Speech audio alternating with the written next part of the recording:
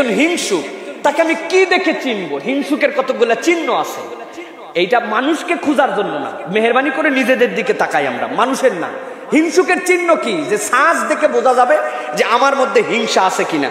হিংসুকের চিহ্ন সম্পর্কে কলা লোকমান আলাইহিস সালাম, সেই লোকমান হাকিম বলছেন যে ওয়াল হাসিদু সালাসু আলামাত, দুনিয়ার বুকে যে হিংসুক হবে তার তিনটা চিহ্ন থাকবে। কয়টা চিহ্ন?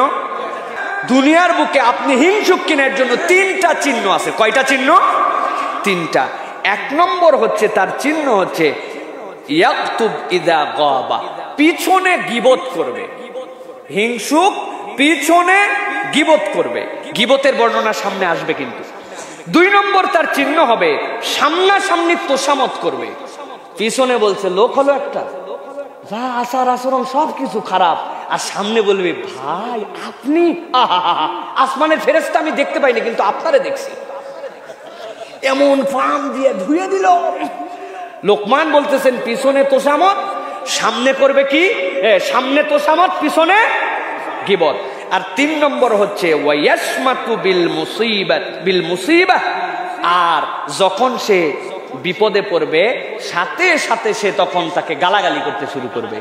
বিপদে পড়লে গালাগালি করতে শুরু করবে, অন্যের বিপদে সে আনন্দিত হবে, অন্যকে গালাগালিও করবে। দেখ বলছিলাম না, হ্যাঁ ঠেলা টের পাচ্ছিস এখন, খুব খুশি নিজে নিজে, হা হা।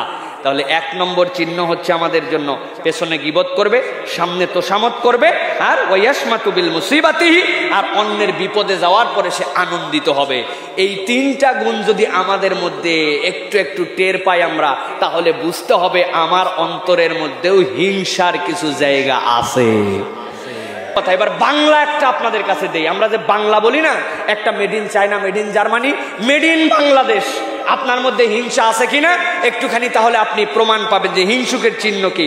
হিংসুকের চিহ্ন হচ্ছে কারো কল্যাণে, কারো উপকারে, কারো আগায় যাওয়াতে, কারো দুনিয়ার ভালো ভালো খবর পাওয়াতে আপনার অন্তর জ্বলে কিনা।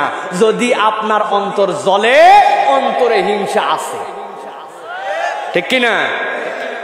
অমুকের ছেলেটা, আরে আমি কতদিন ধরে চেষ্টা করতেছি, আরে আর জমি নাই, জিরাত নাই, কিছু নাই, বিদেশে চলে গেল, মান সম্মান বলে কিছু থাকলো না, আপনার ভিতরে একটু জ্বলে।